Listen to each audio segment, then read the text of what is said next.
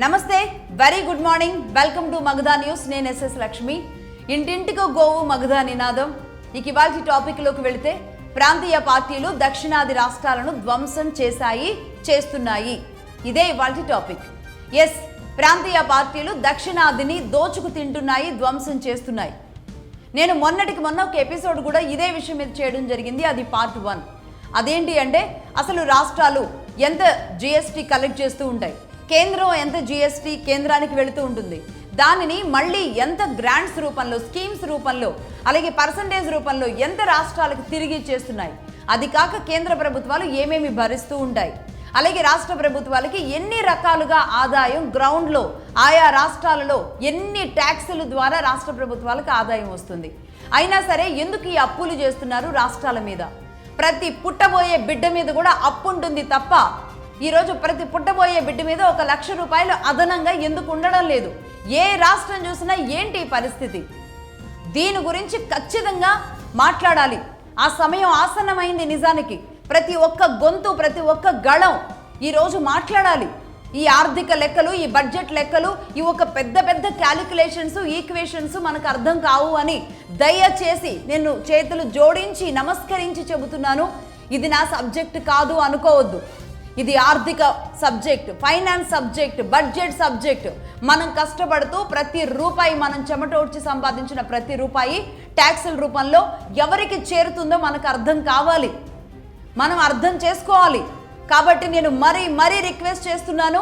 ప్రతి ఒక్కళ్ళు బడ్జెట్ సమావేశాలంటే అందరం అసలు పట్టించుకోకుండా తయారైపోయారు. ఇవాళ రేపు వ్యవసాయం గురించి మాట్లాడితే పట్టించుకోరు, ఇరిగేషన్ గురించి మాట్లాడితే పట్టించుకోరు. ఇక మార్కెట్ ఫైనాన్స్ అసలు సబ్జెక్ట్ అంటే అది మేధావుల సబ్జెక్టుగా, పర్టికులర్గా తెలుగు రాష్ట్రాల్లోని చదువుకున్న మేధావులు కూడా దీని మీద మాట్లాడడానికి విముఖంగా ఉంటారు. ఇదేదో ఎవరికి అర్థం కాని ఒక సముద్రం లాంటి లెక్కలు అనుకుంటారు.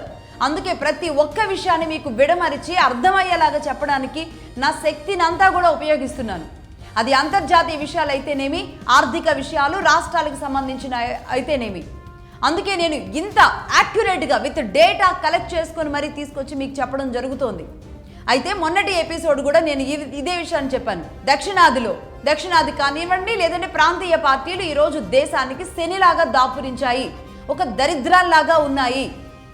ప్రాంతీయ పార్టీలు దేశానికి దరిద్రం అని నేను ఓపెన్ స్టేట్మెంట్ ఇచ్చాను. ఇందులో ఎలాంటి రాగద్వేషాలు, ప్రేమాభిమానాలు లేవు. ప్రాంతీయ పార్టీలు చేసిన కుట్రలు అలాంటివి. తెలిస్తే ఒక్కొక్కరు షాక్ అవుతాం. ముఖ్యంగా నార్త్ అండ్ సౌత్ కన్ఫ్లిక్షన్స్ తీసుకురావడం. ఎస్, అంటే ఉత్తరాదికి దక్షిణాదికి మధ్య గొడవలు తీసుకురావాలి. అలాగే కేంద్రం గుజరాత్కి మొత్తం దోచిపెడుతుంది అని పదే ప్రజల మెదళ్లలో నాటాలి. ఇది ఒక ఘోరమైన ఆట అన్నమాట. రైట్, ఇక అదలా ఉంటాయి. ఇక 16th ఫైనాన్స్ కమిషన్ రికమెండేషన్స్ ప్రకారం మనం తీసుకున్న data government of India, ministry of finance నుంచి, డిపార్ట్మెంట్ ఆఫ్ ఎకనామిక్ అఫైర్స్ నుంచి తీసుకున్నాం. రైట్, దీని ప్రకారం మీరు ఒకసారి టేబుల్ని స్క్రీన్ మీద కూడా చూడొచ్చు. ఏ రాష్ట్రాలకి ఎంతెంత గ్రాంట్స్ ఇస్తూ వచ్చింది కేంద్రం. 2017, 2018 తీద్దాం ముందుగా. అందులో ఫైనాన్స్ కమిషన్ గ్రాంట్స్, అలాగే సెంట్రల్ స్పాన్సర్డ్ స్కీమ్స్ అంటే స్టేట్ ట్రెజరీకి వచ్చేవన్నమాట ఇవి. రైట్, అలాగే ఇంప్లిమెంట్ ఏజెన్సీల ద్వారా కేంద్ర ప్రభుత్వం ఎలా ఇంప్లిమెంట్ చేస్తూ ఉంటుంది అంటే కొన్ని సంస్థలకి కేటాయిస్తుంది అన్నమాట. ముఖ్యంగా నరేగా లాంటి సంస్థలకి, అంటే ఆ సంస్థలకి డబ్బులు ఇస్తే దాని ద్వారా వాళ్ళు రాష్ట్రాలకు కట్టుకుంటూ ఉంటారు. పంచాయతీలకు కానీ ఇవన్నీ కూడా ఏజెన్సీకి ఇచ్చే అమౌంట్లు. రైట్, ఫైనాన్స్ కమిషన్ గ్రాంట్స్, అలాగే స్టేట్ ట్రెజరీకి ఇచ్చే సెంట్రల్ స్పాన్సర్డ్ స్కీమ్స్, అలాగే ఇంప్లిమెంట్ ఏజెన్సీస్. ఏ రాష్ట్రానికి ఎంత వస్తుందో ఆన్ స్క్రీన్ చూడండి. ఆంధ్రప్రదేశ్కి 5,867 కోట్లు ఫైనాన్స్ కమిషన్ గ్రాంట్స్ 2017, 2018కి. ఏపీకి ఇంత. గుజరాత్కి 3,166 కోట్ల 85 లక్షలు. అలాగే మహారాష్ట్రకి 6,313 కోట్ల 6 లక్షల రూపాయలు. అలాగే తెలంగాణకి 1,167 కోట్ల 54 లక్షలు. ఉత్తరప్రదేశ్కి 8,849 కోట్లు. రైట్, ఇది. సో మొత్తంగా మీరు చూస్తున్నారు. అంటే ఏపీకి 5,000తో మొదలైంది, గుజరాత్కి 3,000తో మొదలైంది, మహారాష్ట్రకి 6,000తో మొదలైంది, తెలంగాణకి 1,100తో మొదలైంది, యూపీకి 8,000తో మొదలైంది. రైట్, అంటే వాళ్ళు కట్టే ట్యాక్సులు ఏవైతే ఉంటాయో దాని రూపంలో ఇస్తున్నది ఇదన్నమాట. అంటే ఏ రాష్ట్రాలకి ఎంత ఇచ్చారు? ఇక్కడ గుజరాత్ని కనుక చూసుకుంటే కేవలం 3,166 కోట్లే. అదే సమయంలో 17-18కి ఏపీకి ఎంత ఇచ్చారు? 5,867 కోట్లు. బట్ ఇక్కడ తెలంగాణకి 1,167 కోట్లు ఉందన్నమాట. ఉత్తరప్రదేశ్కి 8,000 ఉంది. గుజరాత్కి ఎంత ఉందో మీరు చూసుకోవచ్చు. రైట్, 8,000 అంటే ఉత్తరప్రదేశ్ జనాభా ఎంత, ఏ స్థాయిలో ఉంది, ఎంత పెద్ద రాష్ట్రం అది మనకంటే కూడా. అంటే ఏపీ తెలంగాణ లాంటి ఇంకొక స్టేట్ కలిపితే ఎంత ఉంటుందో ఆ స్థాయిలో ఉంటుందన్నమాట. రైట్, ఇక స్టేట్ ట్రెజరీకి సెంట్రల్ స్పాన్సర్డ్ స్కీమ్స్ ద్వారా వచ్చింది ఆంధ్రప్రదేశ్కి 12,021 కోట్ల 98 లక్షలు. అలాగే గుజరాత్కి 6,602 కోట్ల 27 లక్షలు. సగానికి సగం తక్కువ గుజరాత్కి ఇక్కడ. అలాగే మహారాష్ట్రకి 12,108 కోట్లు. అలాగే తెలంగాణకి 5,862 కోట్లు. అలాగే ఉత్తరప్రదేశ్కి 17,696 కోట్ల రూపాయలు. ఇది. అలాగే నెంబర్ 3 ఇంప్లిమెంట్ ఏజెన్సీస్కి ఇచ్చింది ఎంత? ఆంధ్రప్రదేశ్కి 7,338 కోట్లు, గుజరాత్కి 6,344 కోట్ల 88 లక్షలు, మహారాష్ట్రకి 2,495 కోట్లు, తెలంగాణకి 6,256 కోట్లు, ఉత్తరప్రదేశ్కి 3,731 కోట్ల 98 లక్షల రూపాయలు. ఇక్కడ చూడండి, గుజరాత్ సెకండ్ ప్లేస్లో సెకండ్ కాలంలో ఉన్న ఒకసారి గుజరాత్ని చూడండి ఎలా ఉందో. నిజానికి ఆంధ్రప్రదేశ్ కంటే మహారాష్ట్ర కంటే కూడా తెలంగాణ కంటే ఎక్కువగానే ఉంది. ఉత్తరప్రదేశ్ కంటే అన్నిటికంటే కూడా గుజరాత్ తక్కువగా ఉందా లేదా? కానీ మన మీద ఒక భావాన్ని నింపేసేస్తే ఇక అందులో పడి కొట్టుకుంటూ ఉంటాం గుజరాత్కి ఇచ్చేశారు అని. అలాగే 22 and 23 ఆర్థిక సంవత్సరానికి ఇచ్చిన ఫైనాన్స్ కమిషన్ గ్రాంట్స్ ఏంటో కూడా చూద్దాం. ఈ ఫైనాన్స్ కమిషన్ గ్రాంట్స్, అలాగే central sponsored schemes, implement agencies, ఈ 3 కూడా ఇందులో డివైడ్ చేసాం. చూడండి జాగ్రత్తగా ఫుల్ స్క్రీన్ మీద. ఆంధ్రప్రదేశ్కి 4,144 కోట్ల రూపాయలు. అలాగే గుజరాత్కి 492 కోట్ల 60 లక్షల రూపాయలు కేవలం 22-23కి.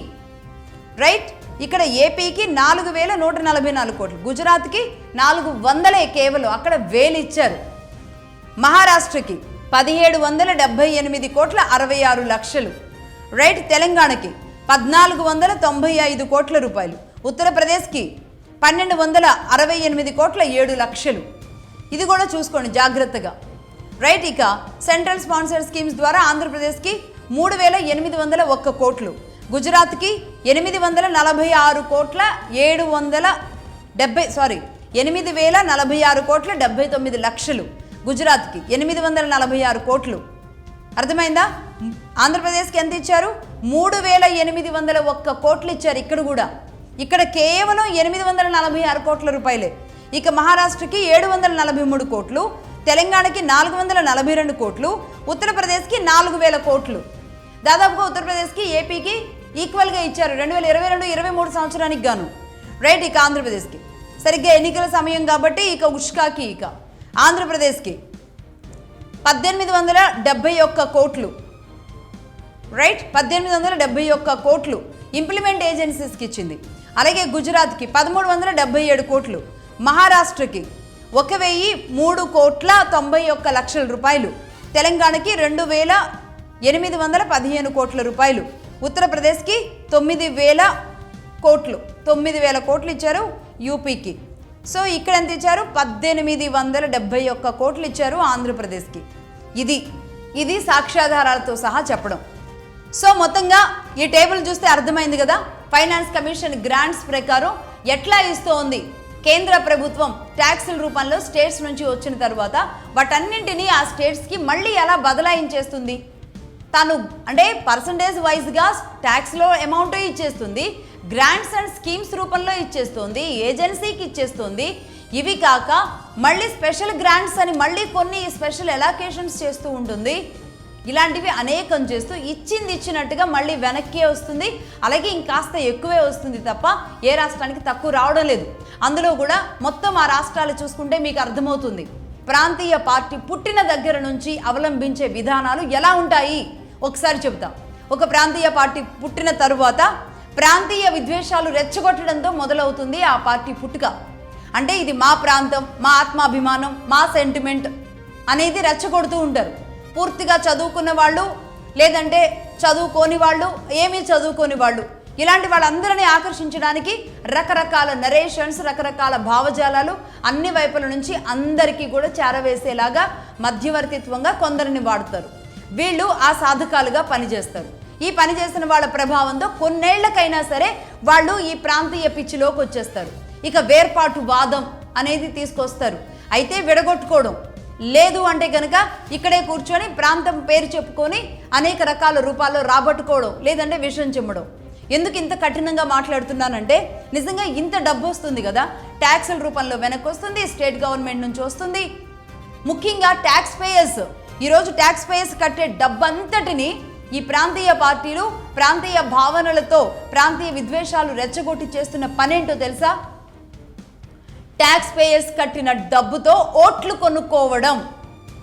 ఎస్, ఈ ఉచితాలు అనేవి తీసుకొచ్చి మేము ఉచితాలు ఇస్తున్నామంటే మేము ఉచితాలు ఇస్తున్నాం, మేము ఇస్తున్నామంటే మేము ఇస్తున్నాం, వాళ్ళు 1000 ఇస్తే మేము 2 ఇస్తాం, వాళ్ళు 2 ఇస్తే మేము 4 ఇస్తాం. ఇవన్నీ ఎందుకు? కేవలం ఓట్లు కొనుక్కోవడం కోసం మాత్రమే వాడతారు. ఇవంతా కూడా ఎక్కడి నుంచి వస్తున్నాయి? Tax payers. అంటే ఏ ప్రభుత్వం అయితే ఉండాలి అని అమాయకంగా ప్రజలందరూ ఓటేసి గెలిపించి వాళ్ళని తీసుకెళ్ళి అక్కడ కూర్చోబెడతారో, ఆ కూర్చున్న తర్వాత కేంద్రం నుంచి వచ్చే డబ్బులు, అలాగే రాష్ట్రాల్లో ఉన్న సహజ వనరుల్ని వాళ్ళ చెప్పు చేతల్లో పెట్టుకొని తద్వారా సంపాదించే డబ్బులు, అలాగే స్టేట్ ట్యాక్సుల రూపంలో వచ్చే డబ్బులు, వాటన్నింటినీ కూడా పకడ్బందీ ప్లాన్తో పెట్టుకొని రాష్ట్రం కోసమేమో అప్పు చేస్తారు, ట్యాక్స్ పేయర్స్ కట్టే డబ్బులతోనేమో ఓట్లు కొనుక్కుంటారు. ఎంత భయంకరమైన కుట్ర ఒకసారి ఆలోచించండి, ఒక్కసారి ఆలోచించండి మనసు పెట్టి. లేదంటే స్టేట్స్కి ఎందుకు అప్పులు అవుతున్నాయి? ఈరోజు పుట్టే ప్రతి బిడ్డ తల మీద ఎందుకు అప్పు ఉంటుంది? అంటే పుట్టిన ప్రతి బిడ్డ మీద 1,00,000 రూపాయల అప్పున్నా వాళ్ళకి సంతోషమే. వాళ్ళ బిడ్డలకు మాత్రం కోట్ల రూపాయలు, 100 కోట్ల రూపాయలు ఉండాలి. ప్రజలకు పుట్టే బిడ్డల మీద మాత్రం ప్రతి బిడ్డ మీద 1,00,000 కనీసం అప్పు ఉండాలి. ఎంత దుర్మార్గమైన చర్య. నెంబర్ 2, కుటుంబ పాలన. ఇది ఎలా ఉంటుంది అంటే కుటుంబ పాలన ఒక వ్యక్తి సెంట్రిక్గా, ఒక కుటుంబం సెంట్రిక్గా నడుస్తుంది. అంటే ఆ వ్యక్తి కేంద్రంగా, ఆ కుటుంబం కేంద్రంగా నడుస్తుంది అన్నమాట. అంటే ఒకవేళ ఆ వ్యక్తి ఆ పార్టీని మొదలుపెట్టిన వ్యక్తి అయితే గనక, ఆ పార్టీ అధికారంలోకి వస్తే గనక ఆ పార్టీకి సంబంధించిన కుటుంబ సభ్యులు అందరూ సీఎంలే, ఆ కుటుంబంలో ఉన్న వాళ్ళందరూ సీఎంలే. వాళ్ళకి మొత్తం సీఎం స్థాయి ఇది ఉంటుంది. అంటే పాలనలో ఉన్నట్టే వాళ్ళందరూ. కాబట్టి ఆ కుటుంబ పాలన అంటే మొత్తం వాళ్ళకి సంబంధించిన వాళ్ళు మాత్రమే ఉంటారు, వాళ్ళకి సంబంధించిన మంది మాగదులు మాత్రమే ఉంటారు. ముఖ్యంగా ఫైనాన్స్ వచ్చే చోట, పవర్ ఎక్కువ ఉన్న చోట వాళ్ళకి సంబంధించిన వాళ్ళు మాత్రమే కూర్చొని ఉంటారు. 4 వైపుల రాష్ట్రానికి ఏం జరుగుతుందో వాళ్ళకి మాత్రమే తెలిసేలాంటి ఒక పవర్ని కుటుంబ పాలనగా వాళ్ళు చేసుకొని ఉంటారు. దాంతోపాటు వాళ్ళని ఒక దైవాంశ సంభూతుడుగా, సంభూతురాలో, ఎందుకంటే కొన్ని రాష్ట్రాల్లో మహిళలు కూడా ఉన్నారు కాబట్టి ఇది కూడా అర్థం చేసుకోవాలి. నిజానికి వాళ్ళు ఒక దైవాంశ సంభూతులుగా ఆ రాష్ట్రంలో ఉద్భవించిన దేవీ దేవతల్లాగా వాళ్ళని కొలుస్తూ ఉంటారు. వాళ్ళకు కొన్ని భుజకీర్తులు తగిలిస్తూ ఉంటారు. వాళ్ళ కోసం ఇక భజనలు కడతారు, పాటలు కడతారు, గజ్జలు కట్టి పాటలు రాస్తారు. అసలు మరీ ఈ మధ్యకాలంలో అయితే అసలు పాటకి విలువ లేకుండానే పోయింది. ప్రతి ఒక్కళ్ళ మీద ఒక పాట రాయించేసుకుంటున్నారు. అంటే రాజకీయాల్లోకి రావాలి అంటే కనుక గజ్జె కట్టి పాట కట్టితేనే ఆ రాజకీయ నాయకుడికి ఒక ఇమేజ్ ఉన్నట్టు అన్నమాట. సో ఈ కుటుంబ పాలనలో ఎలా ఉంటుంది అంటే అసలు ఈ నాయకుడో ఈ నాయకురాలో రాకముందు నాగరికత అంటే ఏంటో తెలియదు. నాగరికత అంటే ఏంటో తెలియదు ఇక ఆ ప్రజలకి. ఆయన వచ్చిన తర్వాతే నాగరికతకి దారి చూపించినట్టు, ఆయన వచ్చిన తర్వాతే భోజనం ఎలా చేయాలో నేర్పించినట్టు, ఇట్లా ఆ వ్యక్తి ఇమేజ్ని ఏదో ఒక స్థాయిలో తీసుకెళ్ళి కూర్చోబెడుతూ ఉంటారు. ఒక దేవుళ్లాగా కొలుస్తూ ఉంటారు. ఇక ఆయన తప్పితే ఇంక ఈ రాష్ట్రానికి ఇంకెవరూ లేరు అన్నట్టుగా ఆ క్రియేషన్స్ అనేవి జరుగుతూ ఉంటాయి. సరే, ఆ రాష్ట్రంలో ఉన్న కొంతమంది ఆ రాష్ట్రానికి మేలు చేసి ఉన్నవాళ్లే కావచ్చు, కానీ దానిని అడ్డం పెట్టుకొని ఒక రాష్ట్రాన్ని చెరపట్టడం అంటే అది చేయకూడదు. కాదు, తాను మొదలుపెట్టిన పార్టీ, తాను నిలబెట్టిన పార్టీ ఈ రాష్ట్రంలో తనకు మాత్రమే ఫాలోయింగ్ ఉంది అని అనుకుంటే గనక అలాంటప్పుడు కుటుంబ పార్టీ అని చెప్పేసుకోరు. ఇది రాష్ట్ర పార్టీగా, రాష్ట్రం కోసం నిలబడిన పార్టీగా చెప్తూ ఉంటారు. ఇక దీనికోసం కష్టపడే కార్యకర్తలు పడిగాపులు అన్నీ ఇన్ని కావు. పొద్దున లేచిన దగ్గర నుంచి పడుకునే వరకు ఇక ఆ పార్టీ కోసం రక్తదానాలు చేస్తారు, ఏ దానం చేయడానికైనా సిద్ధమవుతారు. ఏ స్థాయిలో అంటే వాళ్ళు ఈ మధ్యకాలంలో సోషల్ మీడియా ఒకటి ఉంది కదా, వాళ్ళ నాయకుడినో ఎవరినైనా ఏమన్నా అనగానే ఇక లోపల ఉన్న ఒక విలన్ బయటకు వచ్చేస్తారు, చేతులకు పని పెడతారు, ఫోన్లు చేతిలోనే ఉంటాయి కాబట్టి కామెంట్స్ రూపంలో పచ్చి బూతులు. అంటే వాళ్ళు చేసే ఉద్యోగం ఏంటి అంటే, ఆ కార్యకర్తలు చేసే ఉద్యోగం, నీకు బూతులు వచ్చా అయితే ఉద్యోగం గ్యారంటీ, ప్రతి నెల నీ అకౌంట్లోకి ఇంత వచ్చి పడుతుంది, నీకు బూతులు వస్తే చాలు.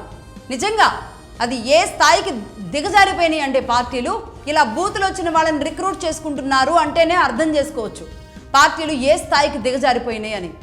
కుటుంబ పాలన విషయంలో అంటే వారి కుటుంబ సభ్యులని ఏమన్నా అంటేనేమో ఈ స్థాయిలో రెచ్చిపోతూ ఉంటారు.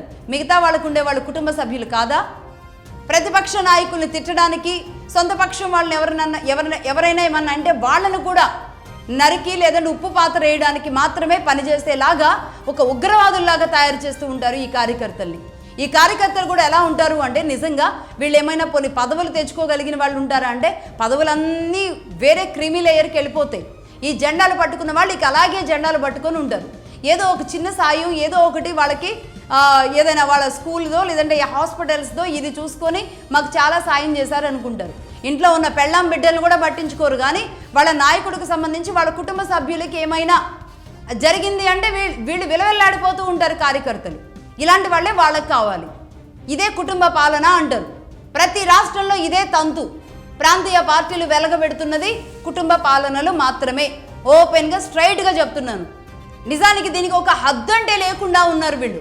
ఒక హద్దు, ఒక లిమిట్ కూడా లేకుండా ఈ కార్యకర్తలు వాళ్ళ కుటుంబాల కోసం, కుటుంబ పాలనల కోసం పనిచేస్తూ ఉన్నారనమాట.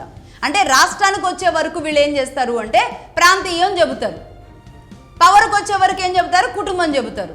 రాష్ట్రానికి వచ్చే వరకు ప్రాంతీయం, అధికారానికి వచ్చే వరకు కుటుంబం. వీళ్ళందరినీ కూడా ఈ గ్రౌండ్లో ఉన్న కార్యకర్తల్ని ఒక ఉన్మాదుల్లాగా తయారు చేస్తారు, ఒక మానసిక వికలాంగుల్లాగా తయారు చేస్తున్నారు ప్రాంతీయ పార్టీలు. అలా తయారు చేసి వాళ్ళని అలా వాడుకుంటున్నారు. అందుకే ఇంకొక నేషనల్ పార్టీ లాంటి పార్టీలు అంత ఉన్మాదంగా ఉండలేకపోతున్నారు. ఎందుకంటే వీళ్ళు ఇలా తయారు చేసి కూర్చోబెడతారు. ఇక్కడ ఇంత బలంగా పనిచేస్తున్నారు. ఇది కుటుంబ పాలన. రైట్. ఇక నెంబర్ 3 కులోన్మాదం. అంటే కుల ఉన్మాదం.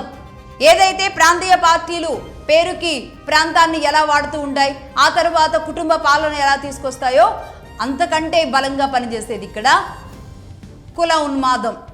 ఎస్, ఒక నాయకుడిగా ఎదగడానికి, ఆ ప్రాంతీయ పార్టీ బలోపేతం కావడానికి మొట్టమొదటిగా గ్రౌండ్కి వచ్చిన తర్వాత వాడేది కులం కార్డు మాత్రమే. ప్రతి ప్రాంతీయ పార్టీ, ప్రతి రాష్ట్రంలో కూడా ఆ ప్రాంతీయ పార్టీ, ఈ ప్రాంతీయ పార్టీ ఏంటి వీళ్ళ కులం అంటే మొత్తం ఆ కులం మీద బేస్గానే వచ్చినట్టుగా ఆ జెండా, ఆ వ్యక్తిని చెబుతారు.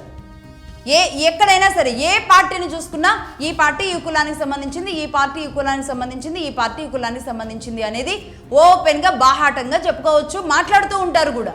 కానీ ఏదైనా ఒక విషయాన్ని కులానికి సంబంధించి ఇంకెవరైనా మాట్లాడితే మాత్రం మిగతా ప్రజలు గుండెలు బాధేసుకుంటారు, నోర్లు కొట్టేసుకుంటారు. ఇదెక్కడిదో అర్థం కాదు. మనం ప్రతి చోట కులం దగ్గర కులం రాయాలి. అలాగే ఈ ప్రాంతీయ పార్టీలన్నీ కులం ఆధారంగానే రాజకీయాలు చేస్తూ ఉంటాయి. సరిగ్గా ఒక పాయింట్ వస్తుందన్నమాట. ఆ పాయింట్ వచ్చినప్పుడు ఆ కులం దగ్గర నుంచి తప్పుకునే ప్రయత్నాలు చేస్తారు. కానీ మళ్ళీ గవర్నమెంట్లోకి వచ్చిన తర్వాత మళ్ళీ ఆ కులంతోనే గేమ్స్ మొదలవుతాయి. ఎస్, ఖచ్చితంగా. ముఖ్యంగా వీళ్ళది ఎలా ఉంటుంది అంటే అధికార యంత్రాంగంలో మెయిన్ పోస్టింగ్స్లో వాళ్ళని మాత్రమే పెట్టుకుంటారు. అధికార యంత్రాంగానికి సంబంధించి వాళ్ళకి ఏదో మేలు చేస్తున్నట్టుగా పెట్టుకుంటారు. ఎదగడానికి వచ్చినప్పుడు ఆ తర్వాత ఎదిగిన తర్వాత కొంతమంది అయితే ఆ కులం ద్వారా ఎదుగుతారు, తర్వాత ఆ కులాన్ని ఒక తన్ను దన్నేసి ముందుకెళ్తూ ఉంటారు. అదొక వర్గం. కానీ ఇంకొంతమంది ఎలా ఉంటారు అంటే మొత్తం నేను ఈ కులంలో పాతుకుపోవాలి, అలాగే ఉండాలి కాబట్టి ఆ కులం ఉన్న వాళ్ళని, ఆ కులం పేరు తగిలించుకున్న ఎవరో ఒకళ్ళని అక్కడొకళ్ళని ప్రాంతాలు అప్పచెప్పేస్తారు, అధికారాన్ని అప్పచెప్పేస్తారు, రాష్ట్రంలో ఉన్న సహజ వనరుల్ని అప్పచెప్పేస్తారు. ఎటు చూసినా సరే మొత్తం మీద అటు వనరుల మీద, యంత్రాంగం మీద, ఫైనాన్స్ మీద పట్టు సాధించడానికి ఈ కులంనే వాడతారు. కులం బేస్ మీద మాత్రమే వీళ్ళు బలంగా ఆ పునాదుల నిర్మాణాన్ని పటిష్టం చేసుకుంటూ ఉంటారన్నమాట. ఈ కులం అనేది రాజకీయ పార్టీలకి, పర్టికులర్గా ప్రాంతీయ పార్టీలకి ఇంత బలంగా పనిచేస్తుంది. అది ఏ కులమైనా సరే. నేను ఒక కులం అని చెప్పడం లేదు. అది ఓసీల్లో ఉన్న కులం కావచ్చు, బీసీల్లో ఉన్న కులం కావచ్చు, అది ఆంధ్ర కావచ్చు, తెలంగాణ కావచ్చు, మరే రాష్ట్రమైనా కావచ్చు. జరుగుతున్న ఆట ఇదే. కులం బేస్గానే పార్టీలు మొదలవుతాయి, కులం గ్రౌండ్లోనే మొదలవుతాయి. ఆ తర్వాత మొదలైన తర్వాత కర్మగాలి వాళ్ళు గెలిస్తే గనక ఆ కులం ఆధారంగానే వాళ్ళ పదవులు, వాళ్ళ డెవలప్మెంట్లు ఉంటాయి. దీంతో ఏం జరుగుతుందో తెలుసా? రాష్ట్రాల్లో కుల వివక్ష మొదలవుతుంది, కుల గ్రూపులు ఏర్పాటు అవుతున్నాయి. ఎక్కడికక్కడికి వీళ్ళు కుల సంఘాలు ఏర్పాటు చేసుకుంటారు, కుల ఐడెంటిటీ కోసం పరితపిస్తూ ఉంటారు. మా కులం ఇది, మళ్ళీ గ్రూపులు కడుతూ ఉంటారు. ఆ కులం నుంచి ఇంకో రాజకీయ పార్టీ రావాలి అనేది అవతల వాళ్ళు కూడా ఇదే భావజాలంతో వీళ్ళు కూడా మనం కూడా ఒక వ్యక్తిని పుష్ చేయాలనుకుంటారు. దీని ఆధారంగా మళ్ళీ మాకు పోస్టింగ్లు అంటారు, మాకు అనేక రకాలుగా రేపు పదవులు అంటారు. అన్నీ కూడా ఈ కులం ఆధారంగా మాత్రమే నడుస్తాయి. రేపు గెలిచిన తర్వాత కూడా ఈ క్యాస్ట్లో ఎవరికి ఇచ్చారు, ఆ క్యాస్ట్లో ఎవరికి ఇచ్చారు అనేది కూడా నడుస్తూ ఉంటుంది. కుల విద్వేషాలు రెచ్చగొట్టడానికి ఇది ఒక కులోన్మాదం అని చెప్పక తప్పదు. ప్రాంతీయ పార్టీలు ఏ కులాన్నైతే తమ గెలవడానికి, తమ అవసరానికి వాడుకుంటున్నాయో ఈ ప్రాంతీయ పార్టీలే ఈ కుల విద్వేషాలు రాష్ట్రాల్లో రెచ్చగొడుతున్నాయి. ఇంతకంటే ఘోరం ఉంటుందా? అందుకే ఇది స్ట్రైట్గా చెప్పాల్సి వస్తుంది. ఇక నెంబర్ 4, అది మాకు కూడా సంబంధించింది. మేము కూడా అందులో ఒక పాత్రధారులమే, సూత్రధారులమే అని చెప్పాలి. ఎందుకు అంటే ఇదంతా అయిపోయిన తర్వాత మీడియా ద్వారా ఒక ప్రోపగండాని ప్రజల్లోకి పంపించడం. ముఖ్యంగా అనేక రాష్ట్రాల్లో డైరెక్ట్గా ప్రతి పార్టీ తన సొంత మీడియాను పెట్టుకుంటుంది. మన రాష్ట్రాల్లో కూడా ఉన్నాయి, మన రాష్ట్రాల్లోనూ ఉన్నాయి, బలంగా ఉన్నాయి. ఇంకా చెప్పాలంటే అది ఎప్పుడు మొదలైంది, ఎవరి టర్మ్లో మొదలైంది, ఎలా మొదలై ముందుకెళ్తుందో కూడా తెలిసిందే. అంటే జర్నలిస్టులుగా పనిచేస్తున్న, పూర్తిగా పార్టీ జెండాల కోసం పనిచేస్తున్న పరిస్థితికి మారిపోయింది. నిజానికి అది అంటే అమెరికా అధ్యక్షుడి దగ్గర నుంచి అయినా సరే తనకంటూ సొంత మీడియా లాగా ఒక పవర్ఫుల్గా తన వాయిస్ వినిపించడానికి, పవర్ఫుల్గా వాయిస్ అని కాదు, నిజానికి అమెరికా అధ్యక్షుడు ఒక పని చేయడానికి, తను చేస్తున్న పనిని ప్రచారం చేయడానికి మీడియా ఓ ఛానల్గా ఉండొచ్చు. అలాగే దేశ ప్రధానులు పనిచేసిన విధానాన్ని తెలియజేయడానికి మీడియా ఒక ఛానల్గా పనిచేయొచ్చు. కానీ అది కాస్త ఎక్కడికి వెళ్ళింది అంటే కేవలం ఆ నాయకుడికి భజనలు చేయడానికి మాత్రమే సరిపెడుతుంది. కేవలం ఆ వ్యక్తికి భజనలు చేయడం, ఆ నాయకుడికి భజనలు చేయడం, ప్రతిపక్ష నాయకుడిని లేసిన దగ్గర నుంచి తిట్టుకుంటా బతికేయడం. అది ఏ ప్రతిపక్ష నాయకుడున్నా, ఏ అధికారంలో ఉన్నా, అది ఏ రాష్ట్రమైనా సరే. తమిళనాడులో కూడా ప్రతి ఒక్క పార్టీకి ఒక ఛానల్ ఉందో లేదో మీరు చెక్ చేసుకోండి. ప్రతి ఒక్క పార్టీకి ఓపెన్గా రాసి పెట్టుకుంటారు. వాళ్ళ ఎలక్షన్ అఫిడవిట్లోనే వాళ్ళు తమకున్న ఛానల్ను కూడా అందులో మెన్షన్ చేస్తారు. కానీ ఇక్కడ గవర్నమెంట్ ఆధారంగా వీళ్ళకి జర్నలిస్ట్ కార్డులు, జర్నలిస్ట్ గుర్తింపులు ఇవ్వడం అనేది జరుగుతుంది. ఎందుకు ఇది పార్టీ జర్నలిస్టులు అని ఎందుకు పెట్టుకోవడం లేదు? నిజంగా నేను కూడా అంటే ఒక రకంగా జర్నలిస్టులుగా వచ్చిన తర్వాత, ఒక ఎక్స్పీరియన్స్ వచ్చిన తర్వాత ఇవన్నీ అర్థమవుతుంటే ఆశ్చర్యం వేస్తుంది. ఇది ఎవరు ఏమనుకున్నా, ఎవరు ఎంత ఫీల్ అయినా చెప్పక తప్పని నిర్భయమైన నిజాలు ఇవన్నీ. అందరూ కూడా కొన్ని దిగమింగలేక, ఇలాంటి పరిస్థితులు చూడలేక అసలు న్యూస్ ఛానల్ని బంద్ చేసేశారు. ఈరోజు న్యూస్ ఛానల్స్ రేటింగ్ పడిపోయి సోషల్ మీడియా అమాంతం లేవడానికి గల కారణాలు ఇవే. ప్రజల తిరస్కరణకి గురయ్యాయి ఈరోజు మీడియా సంస్థలు. ఓపెన్గా చెప్తున్నాను, ప్రజల తిరస్కరణకి మీడియా సంస్థలు గురయ్యి ఈరోజు పార్టీలను మోయడానికే పరిమితం అవడం పట్ల ప్రజలు తిరస్కరిస్తున్నారు. అనేక రాష్ట్రాల్లో ఇదే పరిస్థితి. ముఖ్యంగా ప్రాంతీయ పార్టీలే ఇలా ఛానల్స్ రూపంలో, అది పత్రికలు కావచ్చు, మీడియా సంస్థలు కావచ్చు, వీళ్ళందరినీ కూడా మోస్తున్న మాట వాస్తవమా కాదా? మీరే ఒకసారి టెస్ట్ చేసుకోండి. ఇందులో ఒక రాంగ్ ఫిలాసఫీని తయారు చేస్తారన్నమాట. అంటే తమ వ్యక్తిని ఇమేజ్ని పెంచడానికి ఒక ఫిలాసఫీ, ఒక నరేషన్ పొద్దున్న లేసిన దగ్గర నుంచి కూడా మొదలు పెట్టడం జరుగుతుంది. ఇది ప్రజలకి చేరాలి, ప్రజల మెదళ్లలోకి వెళ్ళాలి. ముఖ్యంగా పార్టీల జెండాలు, పార్టీల అధిపతుల్ని మోయడానికే పనిచేస్తున్న కొన్ని మీడియా సంస్థలు ఏవైతే ఉన్నాయో అవి ఈరోజు ప్రజల తిరస్కరణకి గురవుతున్నాయి. నిజానికి మీడియా అనేది అది పత్రిక కావచ్చు, లేదంటే ఎలక్ట్రానిక్ మీడియా కావచ్చు, ఎవరైనా అసలు మీడియా జర్నలిజం అనేది ప్రతిపక్ష పాత్ర మాత్రమే వ్యవహరించాలి, ప్రతిపక్షంలో ఉండి మాత్రమే పనిచేయాలి. అధికారంలో ఎవరున్నా సరే అధికారంలో ఉన్న వాళ్ళని ఎంత మిత్రత్వం ఉండొచ్చు ఖచ్చితంగా, అంటే ఒక గవర్నమెంట్లో పనిచేస్తున్నప్పుడు ఖచ్చితంగా ఆ మిత్రత్వం, ఆ అభిమానం ఆ నాయకుల మీద ఉండొచ్చు. కానీ ఒకప్పుడు జర్నలిజం వాళ్ళకి ఎంత క్లోజెస్ట్ సీఎం అయినా, క్లోజెస్ట్ పిఎం ఉన్నా, ఆనాటి జర్నలిస్టులు వాళ్ళు తప్పు చేస్తే వాళ్ళు కట్టుబడి ఆ పత్రిక నియమాలకి కట్టుబడి ఆ వ్యక్తి తప్పు చేస్తే తప్పు అని రాసేవాళ్ళు. కానీ ఇది కొరవడిందా లేదా, తప్పుని తప్పు అని చెప్పేలాంటి పరిస్థితులు లేకపోతే ప్రజలకి ఎలా ఉపయోగపడతాయి ఈ గవర్నమెంట్లు? కేవలం పొగడ్డానికి, ప్రతిపక్ష నాయకుల కుటుంబాల్లోకి చొరబడుతూ వాళ్ళని వ్యక్తిత్వ హననాలు చేయడానికి మాత్రమే మన సమయాన్ని కేటాయించుకుంటుంటే ఇంకా ఎక్కడ ప్రశ్నించడం కనీసం విపక్షాల గొంతు కూడా మనం వినిపించడానికి సిద్ధంగా లేవు. ప్రతిపక్షాల గొంతు వినిపించాం, మనం ప్రతిపక్ష పాత్ర పోషించాం. మరి ఎవరు ప్రజల పక్షాన నిలబడేది ఎవరు? అందుకాదా ఈరోజు కొన్ని పత్రికలు, కొన్ని మీడియా సంస్థలు ప్రజల తిరస్కరణకు గురవుతున్న మాటలు వాస్తవం కాదా? ఖచ్చితంగా. నిజానికి మీడియా పాత్ర కూడా ఇందులో ఇలాంటి పరిస్థితుల్లో అనేకంగా ఉంది. అన్ని రాష్ట్రాల్లో ఇలాగే ఉంది. కొన్ని ఇది మా పార్టీ ఛానలే, ఇది మా పార్టీకి సంబంధించిందే, మా పార్టీ పత్రిక అని చెప్పుకుంటుంటే కొన్ని అలా చాటున పనిచేస్తూ ఉంటాయి అన్నమాట. డైరెక్ట్గా కాకుండా బిహైండ్ పనిచేస్తూ ఉంటాయి. ఇది ఒక రకమైన వ్యవహారం. సో మొత్తంగా ఏమవుతుంది అంటే యువతకి ప్రస్తుతానికి రాష్ట్రంలో ఉన్న ఉద్యోగాలు ఏంటి, యువత పరిస్థితి ఏంటి, భవిష్యత్తు ఏంటి, దేని ద్వారా ఎవరు లబ్ధి పొందుతున్నారు, ఎవరు నష్టపోతున్నారు, ఇలాంటివి కదా ప్రొజెక్ట్ చేయాల్సింది. ఇలాంటివి తెలిసిన నాడు ఖచ్చితంగా అధికారంలో ఉన్నవాళ్ళు సరి చేసుకునే అవకాశం ఉంటుంది. కనీసం తప్పుని చెవులో అన్నా చెప్పగలిగేలా ఉండాలి. చెవులో అన్నా చెబుతున్నారో లేదో అర్థం కాదు. చెవులో అయినా చెబితే వాళ్ళకి జరుగుతున్న తప్పు, ప్రజలకు జరుగుతున్న నష్టాలు అప్పుడు అధికారంలో ఉన్న పార్టీలు సరి చేసుకునే అవకాశాలు ఉంటాయి. కాబట్టి అధికారంలో ఉన్న పార్టీలు కూడా ఎంత అభిమానం ఉన్నా సరే ఆ పత్రికల మీద ఆ అభిమానాన్ని ఇంకా ఏ రూపంలో అయినా చూయించుకోవచ్చు. కానీ తప్పు చేసిన నాడు చెప్పమని చెప్పాలి. పత్రికా అధినేతలకు లేదంటే మీడియా సంస్థ అధినేతలకు చెప్పాల్సింది మేము తప్పు చేసిన నాడు మాకు తెలిసేలాగా చేయండి అని చెప్పగలిగిన నాడు నిజంగా ఎంత అద్భుతంగా ఉంటుందో ఆలోచించండి. రైట్, ఇది. సో మొత్తంగా భారతీయ సంస్కృతిని, మంచి చెడుల్ని, అలాగే భక్తి భావాల్ని, దేశం పట్ల ప్రేమని, ఇలాంటి వార్తల్ని మనం మర్చిపోయాం. ఒకప్పుడు ఒక తరం వరకు ఇది నడిచింది. ఇప్పుడు చూడడానికి ఇంట్రెస్టింగ్గా లేరు అని చెప్పేసి వదిలేస్తున్నారు. ఎందుకంటే అగ్రికల్చర్ గురించి నేను ఇంతకుముందు చెప్పిన అగ్రికల్చర్ గురించి చెప్తే వినరు, ఆర్థికం గురించి చెబితే వినరు, సమస్యల గురించి చెబితే వినరు. అదే ఇంకేదైనా సినిమాలకు సంబంధించో, ఇంకేదైనా పనికిమాలిన వ్యవహారాల గురించో, ప్రైవేట్ వ్యవహారాల గురించో చెబితే మాత్రం ప్రజలు కూడా అలాగే ఉన్నారు అనిపిస్తుంది. ప్రజలకు తగ్గట్టుగా ఈరోజు పత్రికలు తగ్గట్టుగా రాజకీయ నాయకులు మొత్తం ఇదే చట్రంలో అందరూ పడి జరుగుతున్న పరిస్థితి ఇది. రైట్.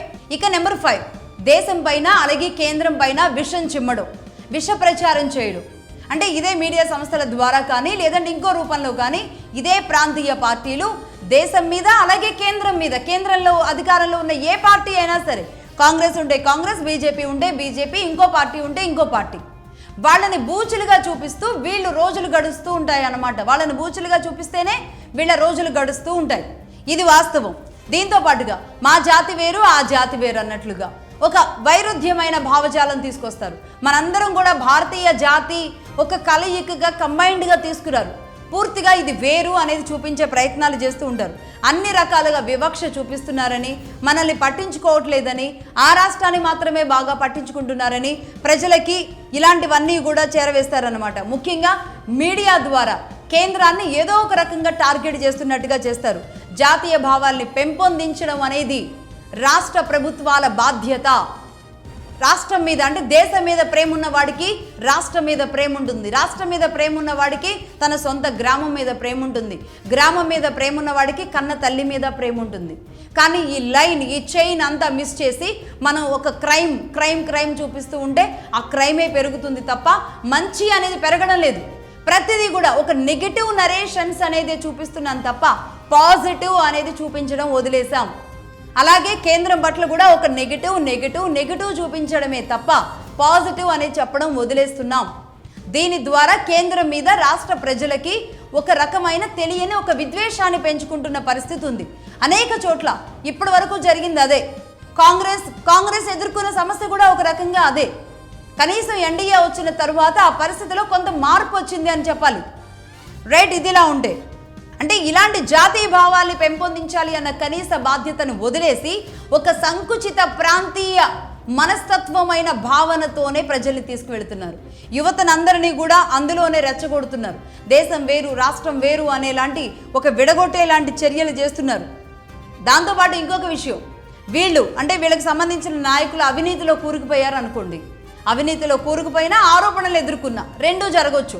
ఒకటి ఆరోపణ ఎదుర్కొని జైలుకి వెళ్ళొచ్చు, నిజంగానే అవినీతిలో కూరుకుపోయి జైలుకి వెళ్ళొచ్చు. ఇక ఇక్కడున్న ప్రజల్ని రెచ్చగొడుతూ ఉంటారు. అన్యాయమైన అరెస్టులు కేంద్రం చేసింది అని.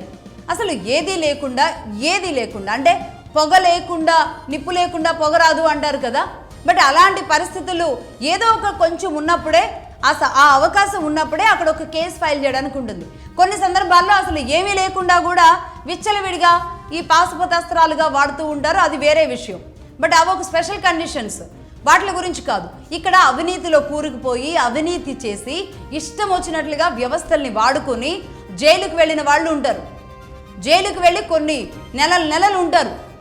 ఇలాంటి వాళ్ళు బయటకు వచ్చేటప్పుడు ఎలాంటి ప్రొజెక్షన్స్ ఉంటాయి తెలుసా? అసలు వీళ్ళేదో సాధించి వచ్చినట్లుగా, వీళ్ళేదో రాష్ట్రాన్ని ఉద్ధరించడానికి లేదంటే ఏదైనా ఒక జాతి మొత్తం కోసం ప్రాణాలు అర్పించడానికి అడ్డంగా నిలబడి జైలుకి వెళ్ళి వస్తున్నట్టుగా వీళ్ళకి ముఖాలకు పెద్ద పెద్ద బొట్లు పెట్టి దండలేసి ఇంకా వాళ్ళని ఊరేగిస్తూ తీసుకొస్తున్న విధానం ఉంటుంది చూడండి. ఇది ఇంకా ఘోరమైన చర్య. ఎక్కడ జైలుకి వెళ్ళిన వాళ్ళు అందరూ సీఎంలు అయిపోతున్నారు అంటూ ఈ మధ్య ఒక నాయకురాలు ఓపెన్గా ఒక స్టేట్మెంట్ ఇచ్చారు. రైట్, జైలుకి వెళ్ళిన వాళ్ళందరూ సీఎంలు అవుతున్నారు అంటే ఈ సెంటిమెంట్ రాజేస్తూ ఉంటారన్నమాట జైల్లో ఉన్న నాళ్ళు. ఈ సెంటిమెంట్ ఎప్పుడైతే రగులుతుందో ఆ తర్వాత వాళ్ళు వచ్చే క్రమాన్ని ఇలా మంది మార్బలంతో అతి పెద్ద వేడుకగా ఉత్సాహంగా ఏదైతే చేస్తారో ఈ ఇమేజ్ అనేది ఒకటి అనమాట. కేవలం ఒక చిన్న బెయిల్ వచ్చినా చాలు, బెయిల్ వచ్చి బయటకు వచ్చినా సరే ఢిల్లీని ఎదిరించి వచ్చిన వీరుల్లాగా చూస్తుంటారన్నమాట. ఇక వాళ్ళు వచ్చి ఇక్కడికి వచ్చి పార్టీలు పెట్టేసి ఇక మేము ఢిల్లీని ఎదిరించిన వీరుడిగా, ఢిల్లీని ఎదిరించిన సూర్యుడిగా వాళ్ళ ఇమేజ్లు బిల్డ్ అవుతూ ఉంటాయి. ఆ మధ్య చూసాం శశికళ అరెస్ట్ అయ్యి వచ్చిన తర్వాత, జయలలిత అరెస్ట్ అయ్యి వచ్చిన తర్వాత ఇక ఆంధ్ర తెలంగాణలో ఇక పర్టికులర్గా పేర్లు ఎందుకులే కానీ ఇదే పరిస్థితి. వాళ్ళు ఢిల్లీని ఎదిరించిన వీరుల్లాగా వాళ్ళని ప్రొజెక్ట్ చేస్తూ ఉంటారు. వారు ఒక ధీరోదాత్తుడు అని చూపిస్తూ ఉంటారు. ఇలా ప్రజల్ని ఒక మానసిక బానిసలుగా చేస్తున్నారు. మానసిక వికలాంగులుగా, మానసిక బానిసతో కూడిన వికలాంగులుగా తయారు చేస్తున్నారు అని చెప్పాలనిపిస్తుంది. ఒక భావ దారిద్ర్యంలోకి వీళ్ళందరినీ నెట్టేస్తున్నారు. తాముంటేనే వీళ్ళు మనుషులు బతికేలాగా, అంటే ఒక రకంగా ఆ నాయకుడు ఉంటేనే మేము బతకగలం, ఆ నాయకుడు ఉంటేనే రాష్ట్రం ఉంటుంది, ఆ నాయకుడు ఉంటేనే అన్నం తింటున్నాం, లేదంటే ఏవో రాళ్ళు తింటున్నట్టుగా ఇలాంటి ప్రొజెక్షన్స్ ఇస్తూ సాగుతున్న ఈ క్రీడ ఏదైతే ఉందో ఇది మంచి పద్ధతి కాదు. మరీ ముఖ్యంగా ఈ మధ్య చూస్తుంటే ఆ స్థాయిలో అత్యున్నత స్థాయిలో ఆ ప్లేస్ చూసి వచ్చిన నాయకులు, వయసులో ఉన్న నాయకులు కూడా తమ చిన్నవాళ్లను కూడా భయంకరమైన బూతులు తిడుతూ వెళుతున్న పరిస్థితులు ఉన్నాయి చూడండి. ఇవి ఇంకా అత్యంత ఘోరం. అలాగే ఇదే చిన్న నాయకులు కూడా అదే పెద్దవాళ్ళని ఇష్టం వచ్చినట్టు, అంటే ఒక ఆ స్థాయికి వెళ్ళాలంటే బూతులు తిడితే సరిపోతుందా? ఇదే బూతులు కార్యకర్తలు కూడా అలవర్చుకుంటే సరిపోతుందా? ఇదేం పాలన, ఇదేమి దుర్మార్గం? బూతులు తిట్టుకునే పరిస్థితులు ఏంటి అసలు? ప్రాంతీయ పార్టీలు ఎటువైపు తీసుకెళ్తున్నాయి ప్రజల్ని? బూతులు తిట్టడానికా, బూత్ మెసేజ్లు పెట్టడానికా? విపక్ష నాయకుల మీద బూతులు తిట్టుకోవడానికి మాత్రమేనా వీళ్ళకి ఓట్లేసేది? ప్రజలు తిరగబడే రోజు వస్తుంది ఖచ్చితంగా. నాలాంటి వాళ్ళు ఇప్పుడు నేను చెబుతున్నట్టుగా అనేక మంది ఇప్పటి వరకు చెప్పినా చౌకెక్కించుకునే వాళ్ళకి అర్థమయ్యేలాగా చెబుతున్నాను. కనీసం జరుగుతున్నది ఏంటి, వాస్తవం ఏంటి, ఎవరు ఎక్కడ ఎందుకు మిమ్మల్ని వాడుకుంటున్నారు, ఒకరి చేత వాడుకోబడేలాంటి పరిస్థితి మీకెందుకు? ధైర్యంగా కాళ్ళు చేతులు భగవంతుడు ఇచ్చినప్పుడు, తెలివి ఇచ్చినప్పుడు ఆ తెలివితో పని చేయకుండా మానసిక వికలాంగుల్లాగా, మానసిక బానిసల్లాగా బానిసత్వంతో బతకాల్సిన అవసరం ఏంటి? ఒక పార్టీ మీద అభిమానం ఉండడం తప్పనడం లేదు, ఒక నాయకుడిని అభిమానించడం కూడా తప్పనడం లేదు, ఖచ్చితంగా ఉండాలి. కానీ దానికి ఒక పరిధి లేకుండా దాటిపోతున్న పరిస్థితి ఉంది చూడండి. అది అప్పుడు వ్యక్తి పూజ అవుతుంది, కేవలం ఒక కుటుంబ పూజ అవుతుంది. దీనిని ఏమంటారు మరి? దీనిని ఏమంటారు? స్వాతంత్రం వచ్చిందనుకోవాలా? రాష్ట్రాలకి ఇంకా స్వాతంత్రం రాలేదనుకోవాలా? మీరే చెప్పండి నాకు సమాధానం, కామెంట్స్ రూపంలో చెప్పండి సమాధానం. దేశానికి, రాష్ట్రాలకి స్వాతంత్రం వచ్చిందా రాలేదా? ప్రాంతీయ పార్టీలు రావడం ద్వారా రాష్ట్రాలకి స్వాతంత్రం వచ్చిందా రాలేదా? ఇదే నా ప్రశ్న. ఫైనల్గా కంక్లూడ్ చేస్తూ చెబుతున్నాను. Right, that's all for now. చూస్తూనే ఉండండి మగధా న్యూస్. నేను లక్ష్మి, సైనింగ్ ఆఫ్.